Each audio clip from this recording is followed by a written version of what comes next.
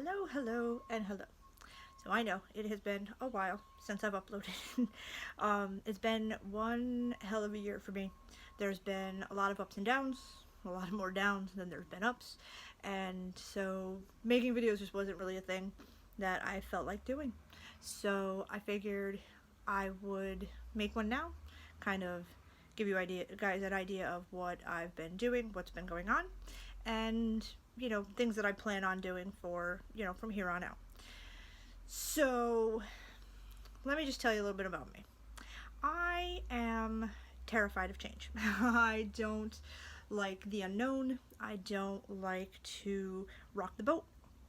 I'm one that kind of just will stay static, just for the sake of not having to deal with like what's to come or kind of thing, regardless of how it affects me, how it affects my feelings or my mental state. I will then blame my depression on little things like this has pissed me off and that's set me off and this has set me off, not looking at the big picture of if I was to just make a change, then the little things wouldn't bother me as much.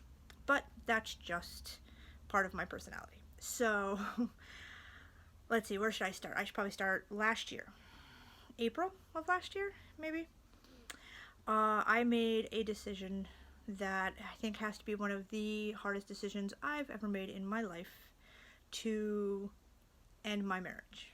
I was, again, living comfortably numb, just not happy, but not willing to make a change, not willing to take that step to do anything about it.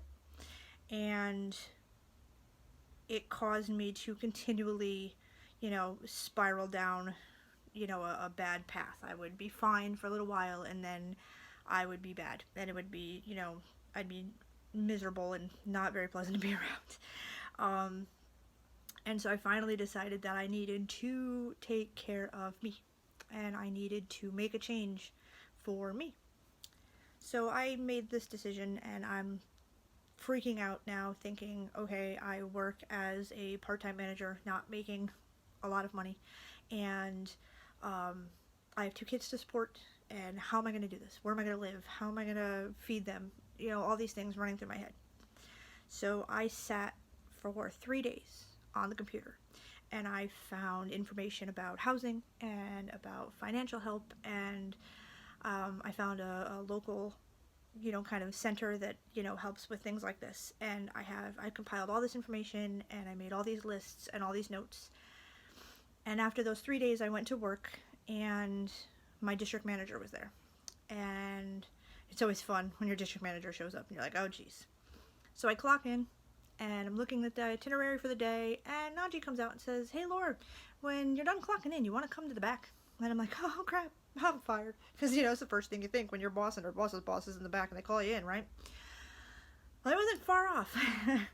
That's when they notified us that they were going to be closing the store. And we had until July, and then we would be out of work. So nothing like pulling the rug out from underneath me after everything I had just decided to do. And so I needed a minute, so I took myself outside, and it was a good 20 minutes before I can compose myself and get back to work. And then it just got worse from there. Just everything started to sink in, and the job was the worst, and so it was just, I just started to slip into that darkness, and I started to spiral, and I started to withdraw, and I was angry all the time. And the company didn't help, because they fed us lies after lies. Like, first it was, oh, we will do everything in our power to get you placed. Okay. Then it was, well, we can place you, but it might not be the position you're in. You might have to take a step back, and we can't promise that we're going to pay you what you're getting paid. Okay, great, thanks. Then it was, well, then we have to give you an interview to make sure that you're a fit for this store. And I'm like, Jesus. So then there was the severance package they hold over our heads. We had a paper thing we had to sign, and it was, oh, do you want to be placed and where? So I decided not to sign it, because if they told us, if they offered us a job and we didn't take it, we didn't get our package. We needed to work until the end, no matter how long they extended it, or we wouldn't get paid. So it just kept piling and piling and piling. And then in the midst of all of this, two people that I was very, very close with, who I loved dearly and I trusted and were my support staff, showed their true colors. One turned on me, unlike I'd ever thought possible. And when I was in a dark place thinking stupid thoughts, I reached out to one of my other friends and was blown off.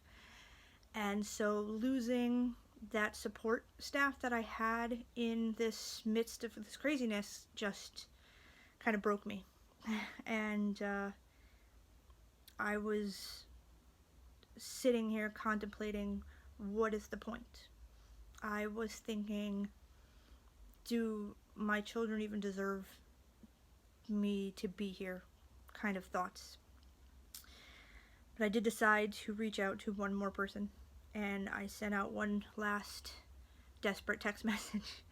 And like always, they answered when I called, and they're not one to sugarcoat things, not one to coddle and be like, oh, it'll be okay. No, they're blunt and to the point, which is kind of what I needed, like a swift kick in the ass at that point.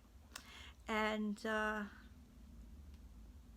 I swear that I will be eternally grateful for this person, and I am lucky to have them in my life. And I was like, and I decided to fight, to continue fighting, because I am stronger than that. I am more stubborn than that. And so I finished out my time at Party City.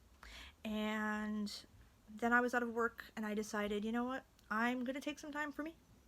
And I'm going to relax, and I'm going to decompress, and I'm going to unwind. And I did.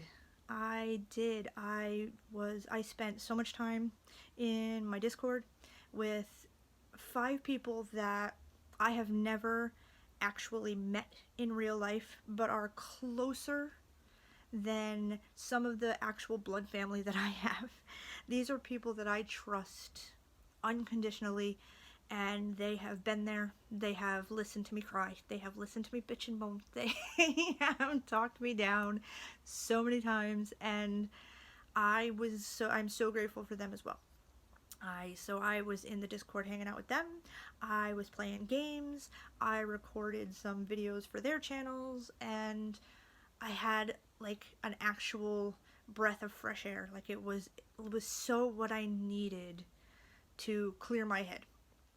And then when I started looking for a job, it's kind of hard to find like any kind of management stuff at that point. And so I'm thinking, all right, I'm going to have to start from scratch. I'm going to have to go back to, a part-time associate and work my way up in a different company. And then Naji called, and she's like, hey, I need some help with, at Halloween City. And I'm like, all right. So I'm thinking, one, still Party City, just Halloween. I said, it's in Newington, which is an hour drive away from me. But I'm like, you know what? I needed the money. The kids were starting back to school, and we didn't have enough to, really get them everything they needed. And I'm like, and it was Naji, and Naji calls and I jump. I love her to death, and I will do anything for her. I was going to get to work with Stephanie again, so I was very excited about that. So I agreed. And then I told myself, well, it's Halloween City. It's not Party City. It'll be different. And I was like, okay, the drive won't be that bad because they gave me, a raise from what I was making before. And I made it a week. The store was not together like I thought it was, and because there was no staff. And the woman who was running it was a GM from one of the other stores, and it was the same thing.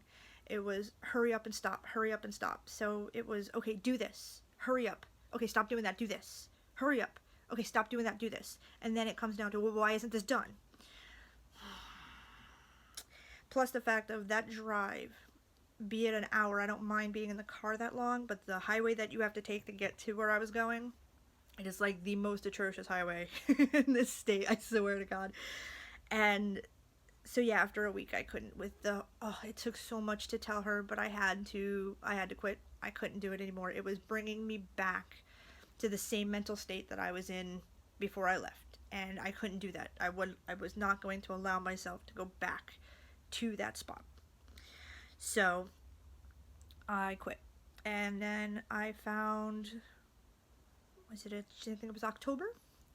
I found a job with Game Exchange, and now I am working, well, currently we're closed because of all this crap that's going on, but I work for a secondhand video game store, which is cool because I love video games. I watch video games, I play video games, so it was the perfect fit.